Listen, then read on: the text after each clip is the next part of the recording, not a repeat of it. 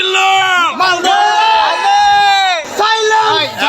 এমন আরো ডিরেক্টর দরকার এবং জাহিদ ভাই ইনশাআল্লাহ অনেক অনেক শুভকামনা সাকিবিয়ানদের পক্ষ থেকে। আমিও সাকিবিয়ানদের অনেক পছন্দ করি। বলেন বলেন এই জিল্লু এই জিল্লো জাহিদ ভাই কেমন লাগতেছে? অর্ধেক হয়ে গেল। আপনাদের কেমন লাগতেছে?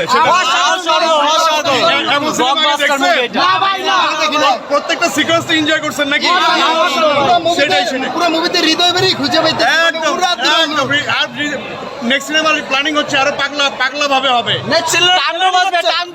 মেডিসিন হৃদয় নেক্সট সিনেমার প্ল্যানিং রেডি, খুব তাড়াতাড়ি ইনশাল্লাহ মাঠে যাবে। ভাই বলিউড এবং ঢালিউড মিশ্রিত যে একটা প্রজেক্টের কথা বলছিল, এটা কি হবে? ইনশাল্লাহ হবে, কারণ ম্যাডাম খুব ভালো মানুষ। উনি এই যে ডিস্টার্ব করছে আমাদের সিনেমার লোকজন, হ্যাঁ,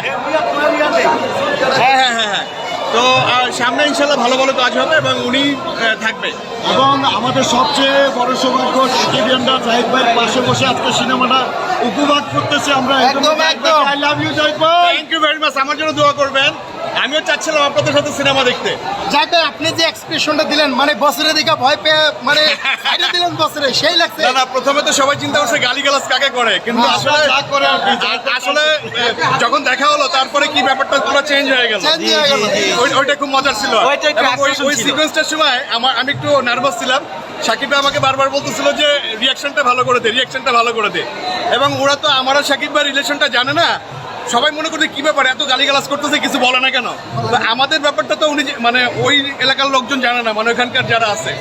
দেন সাকিব ভাই খালি বারবার করতেছিল যে জাহিদ রিয়াকশনটা যেন ভালো মতো দিস।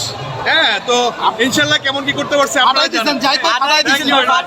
দর্শক তোমরা কমেন্টে বলো জাহিদ ভাইয়ের ওই সিকোয়েন্সটা কেমন ছিল, এটা কমেন্টে জানাতে